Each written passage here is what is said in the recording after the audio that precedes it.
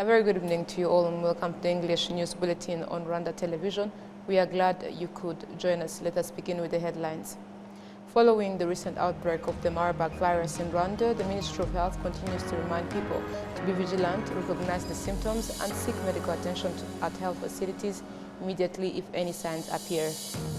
The monthly community work in Rwanda sector, Bugesera district, saw the construction of a football pitch, and during the event, residents were urged to prioritize hygiene practices.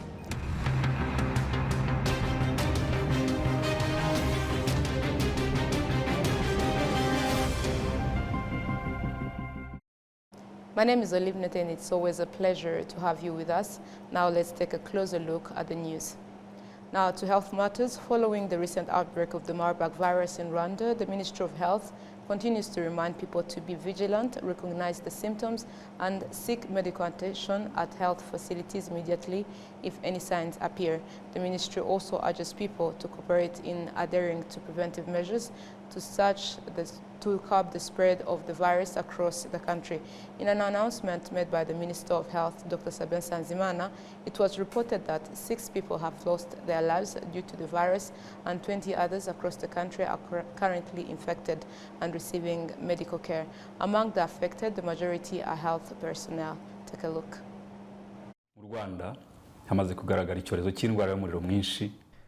In Rwanda, an outbreak of hemorrhagic fever caused by the Marburg virus has been confirmed. Currently, there are 20 reported cases and 6 fatalities.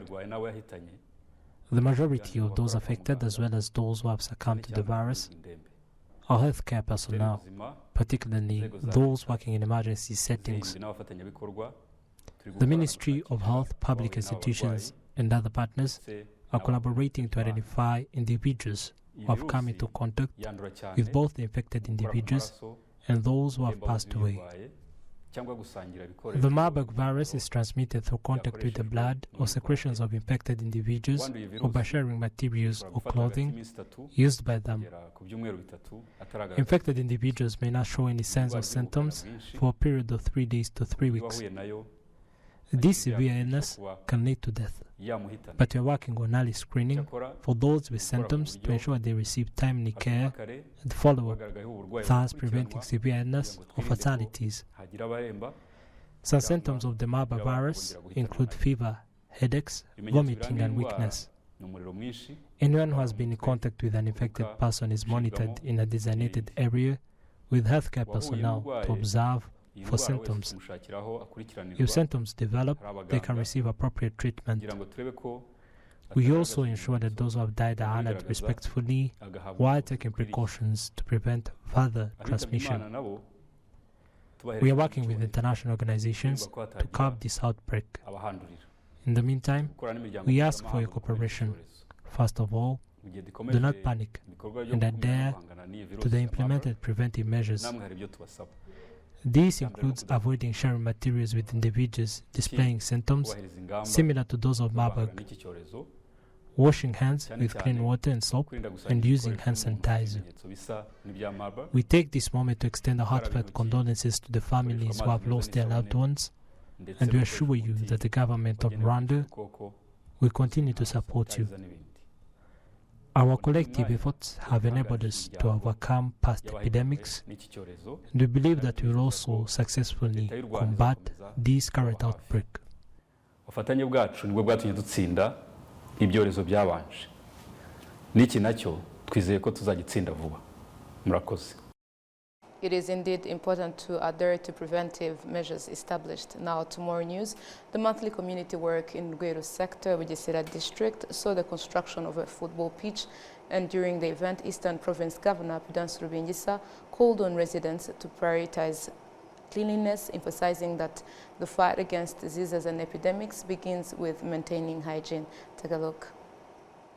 It's been a while since the youth of Rwanda Cell have been waiting a football pitch nearby, as they used to travel long distances to play in other areas. It was a real challenge to find a place where we could both have fun and participate in sports.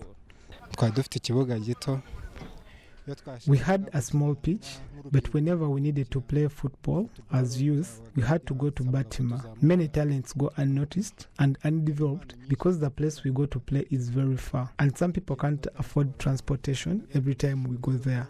As a result, only a small number of people can participate. However, once the new facility is fully established, young people who are unable to travel to Batima will be able to train here and develop their talents.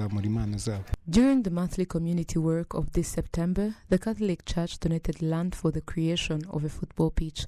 The governor of the Eastern Province, along with various leaders, artists, residents, and the youth of Nganga Cell, came together to make this project a reality. It was a moment of great joy for the youth who had been eagerly waiting for this a long time. The joy seen on the faces of young people here is that these young people are going to find a place to entertain themselves, and also they saw various artists that they love.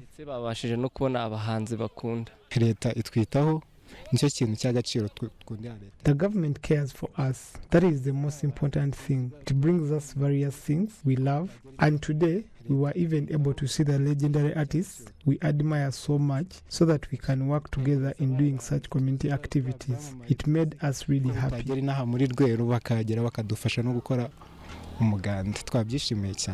In his address following the Umuganda community work, Governor Pudence Rubingisa urged the residents of Gweru to prioritize daily cleanliness, emphasizing that the fight against diseases and epidemics begins with proper hygiene. We are enforcing actually the hand washing as a practice, because we are continuing these days to fighting the mpox as a virus and other viruses that are being caused by not handling the cleanness in a way that actually can contain it or avoiding actually having it. Now, it's a practice, but it is also a message that was given for all the people that attended to make sure that we convey the message not only to them, but also in other facilities that we have, markets, bus park, schools, but it starts from their own, families from home, so that we can also keep educating the youth, but also families. The newly established football pitch will undergo some maintenance before it becomes operational. However, the youth have also requested the development of other additional sports facilities, such as volleyball and basketball courts in rural areas where they are often lacking. Still speaking about the monthly community work, His Excellency Sumaila Savane, Ambassador of the Republic of Guinea to Rwanda, joined residents of Masaka in this month's Umuganda collaboratively working together on a road that has been a challenge to the residents, especially during rainy days. William Evans with more. For long, residents of Masaka have been facing challenges while using the mentioned road, especially during rainy seasons. Today, residents, together with the leadership and visitors led by His Excellency Somaila Saven, worked on the road to make it better accessible. We are overjoyed by this collaboration. We have for long been concerned about this road, especially during rainy days. But today's communal work has made me happy because the government has supported us in solving this issue.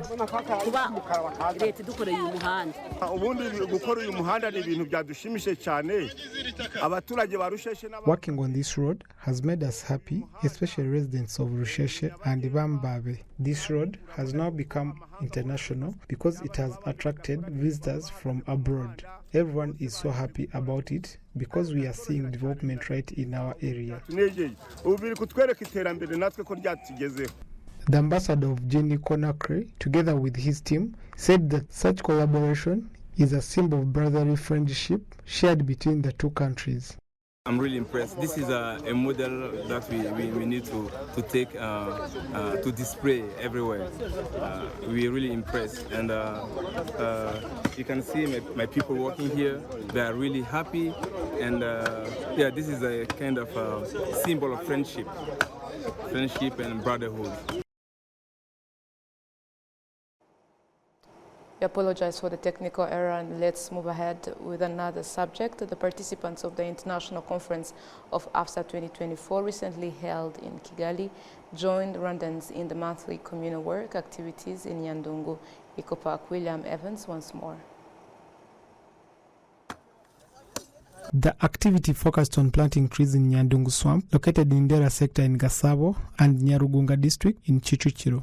The trees were planted in support of the ongoing Rwanda government's program to protect the environment and reduce air pollution. The reason we chose tree planting is because Rwanda has chosen to protect the environment by planting trees and to ensure that we fight against air pollution. We specifically planted local bleed trees to symbolize the linkage between this activity and our culture. In the Rwandan culture, a tree is a protector. So we are happy our colleagues are joining us to protect our environment and the air we breathe. The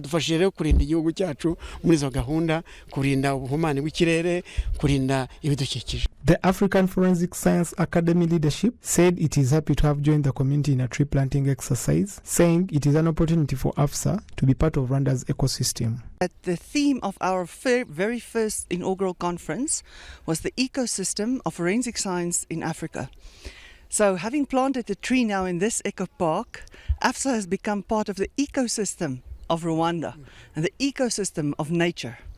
And so it brings us all together.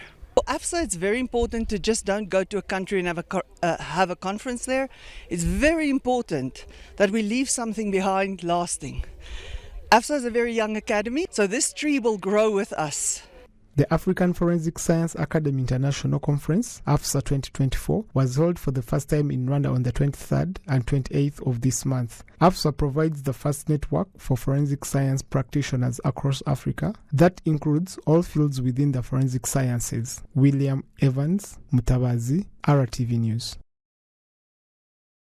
Thank you, Evans, for the details. Now to more news. Economic experts and various sponsors from international non-governmental organizations emphasize the importance of providing financial management literacy training to citizens after they receive sponsorship. This education is crucial for fostering progress and development within communities. Let's hear from Enora Gladys. Already received trainings about financial management say that the training part is the important one for the people who want to improve their standards of living and develop to another level. After receiving these trainings, I was able to start from their sponsorship and improving my standards of living, where I was able to buy a farm on my own. Country directors from several non-governmental organizations point out that their biggest aim in this second national strategy of transformation is to put a lot of effort in providing trainings about financial literacy for their beneficiaries. Individual to accept that they have the resources to make change around them, particularly when it's something to do with their livelihood. And we take them through a process. It's a whole curriculum, a process of coming to a level, and then you say, okay, now I think I'm better off identifying a career that I want to undertake. And see if it comes from that individual, having gone through the process, then you are sure, based on the experience we've had in the previous phase, you are sure they will embrace it. And after they've identified what they want to do, then that's when we have the financial literacy trainings. Our members that are involved in financial programming and literacy training, I won't mention the organizations, but several of them are.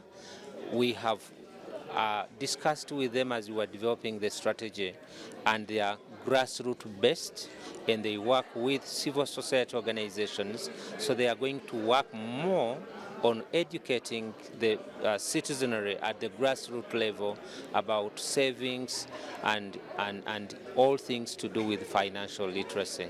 The head of Civil Society and Political Organizations Department in Rwanda Governance Board, Mrs. Judith Kazair, points out that among the goals they have in this new strategy is to do different sorts of field visits where NGOs have been operating to see the output of their actions and also to know the improvement of standards of living for their beneficiaries. kureba icyo gahunda zabo zamaniye abaturage birebwa mu ngeri nyinshi. Analyzing results of their programs to citizens is done in several ways. There are some forums established by the government to coordinate their activities. There is also JAF organization that control these non-government organizations in districts, where they demonstrate what they helped people from rural areas and make a report to be reported to the Rwanda Governance Board and to be fully controlled by the government. Another thing that is really needed is control of activities. The most recent data from Rwanda Governance Board shows that we have 85 international NGOs in Rwanda and 1,508 civil society organizations, of which 1,335 are national NGOs, including faith-based organizations. Enora Gladys, RwandaTV News.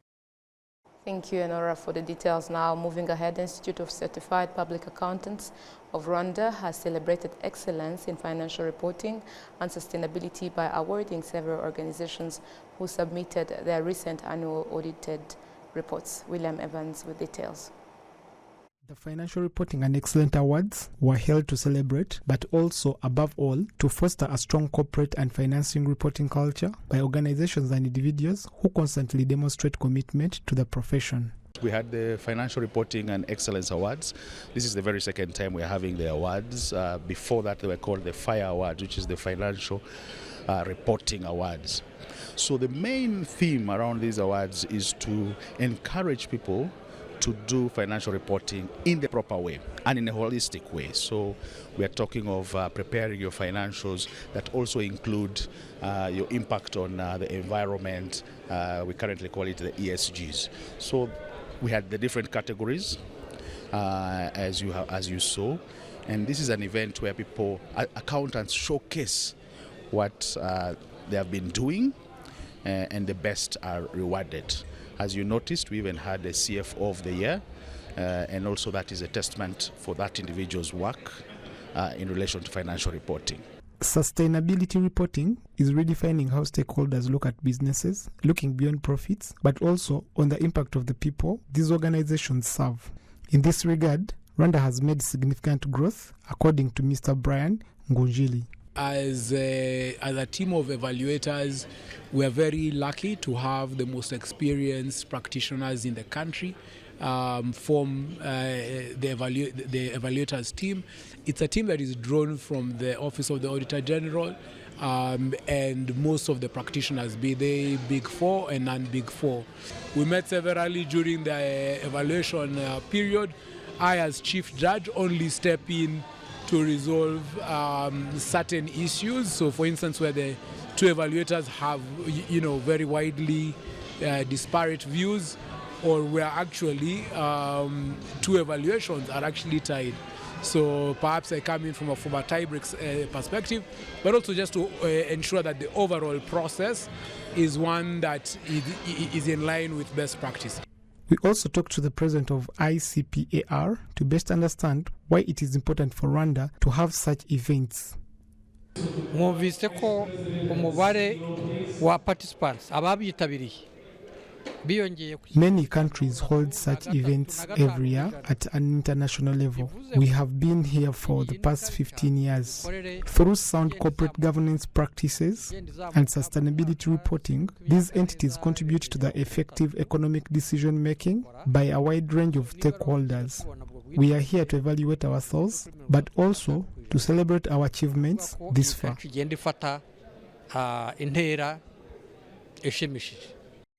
The Institution of Certified Public Accountants of Rwanda, ICPAR, is a professional accountancy organization with a broad mandate to grow and regulate the accountancy profession. Under this mandate, the Institute is responsible for the admission and regulation of the profession in Rwanda, the registration and granting of practicing certificates to certified public accountants and practicing firms, the monitoring of compliance with professional standards, the investigation and discipline of its members, and the delivery of accounting qualifications or programs and examinations. William Evans, Mutabazi, RwandaTV News. Thank you, Evans, for the details. Now to the agriculture sector. The Ministry of Agriculture and Animal Resources announced that the adoption of genetically modified organisms in agriculture could significantly boost crop production, mitigate the adverse effects of climate change, and combat the rising incidence of crop diseases.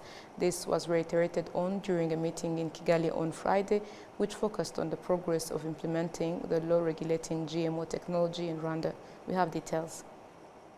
Various complex challenges currently facing the agriculture sector in Rwanda and across Africa were highlighted during this meeting, which brought together the Ministry of Agriculture and Animal Resources, the Ministry of Environment, and key stakeholders in the national food chain.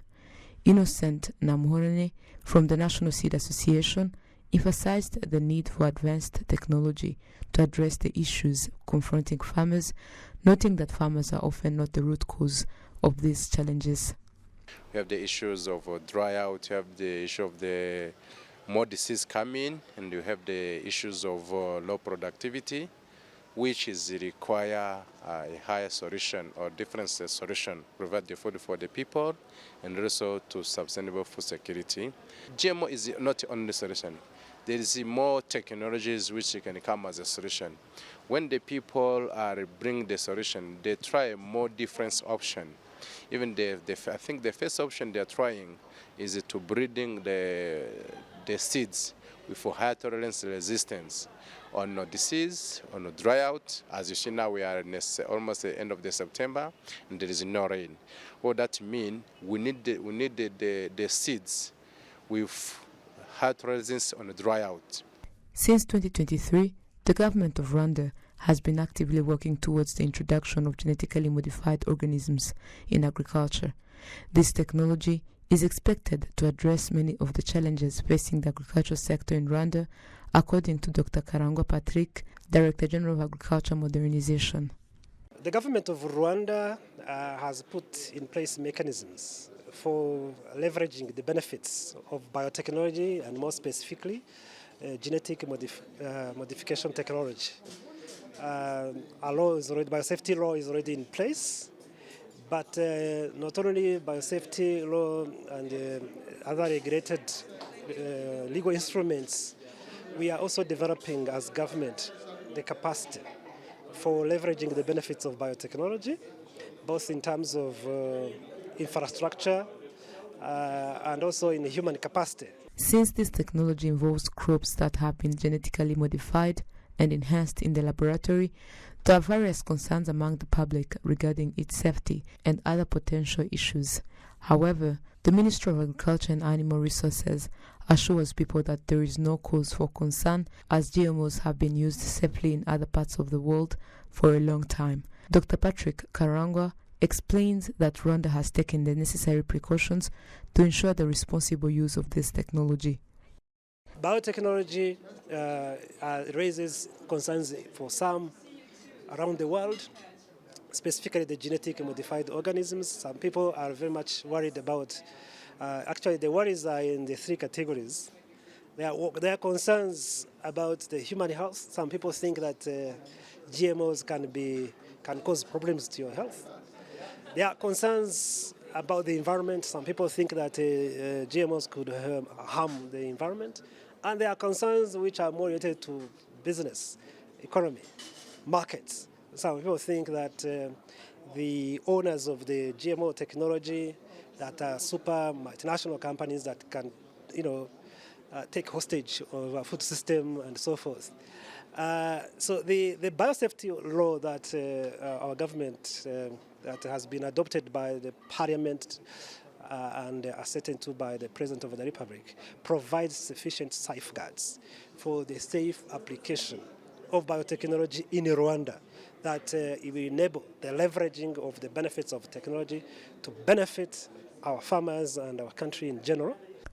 At the Rwanda Agricultural Board in Rwanda District, research is being conducted on genetically modified organisms with a focus on cassava, a crop severely impacted by cassava brown streak disease, which has caused significant losses for farmers. On February 21, 2024, Rwanda enacted biosafety legislation to regulate the safe handling, transfer, and use of GMOs in the country.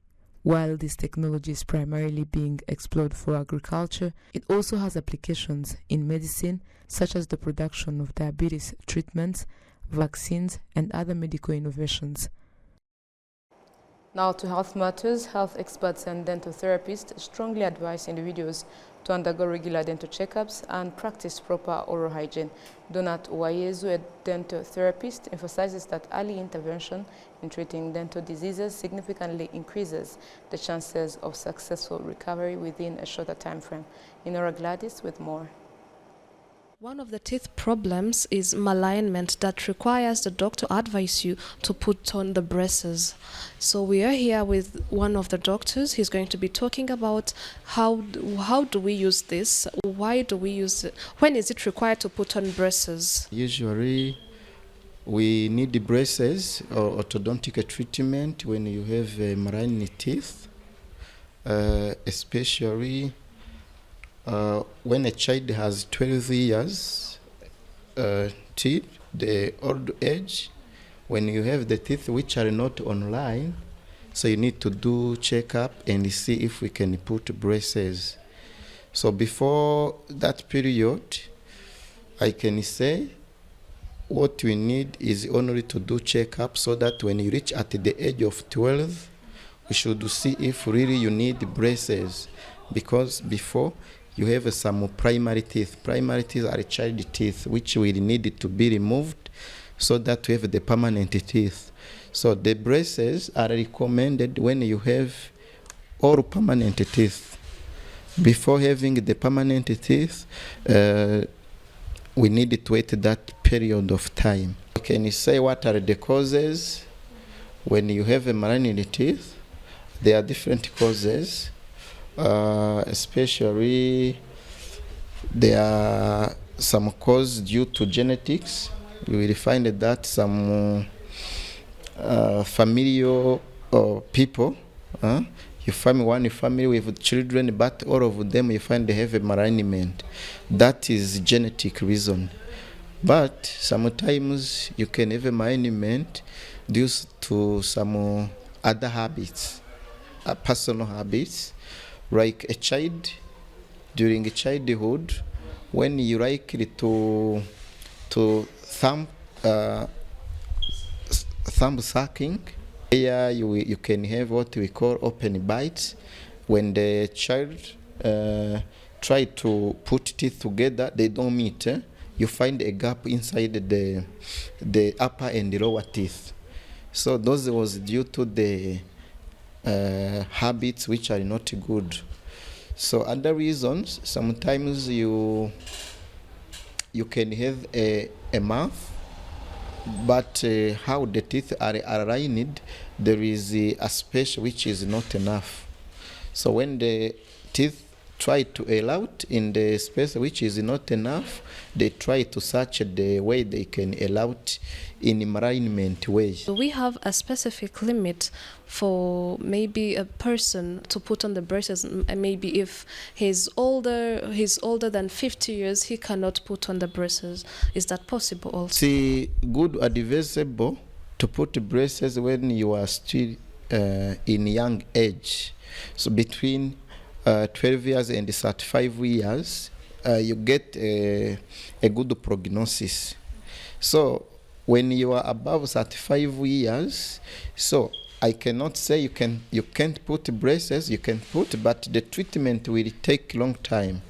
Will take long time compared to when you should put before 35 years. What is normally the specific period, if I can say that you have to put on the braces? Generally, I can say that toothbrush should take like this period and this, but most of the cases they should do here in 2 years. Yeah, but most of the cases in 1 year you find a good appearance, and those 2 years is maybe to continue to adjust where the teeth are fixed, so that when you remove braces, they will stay in the place where they are located, where they are fixed.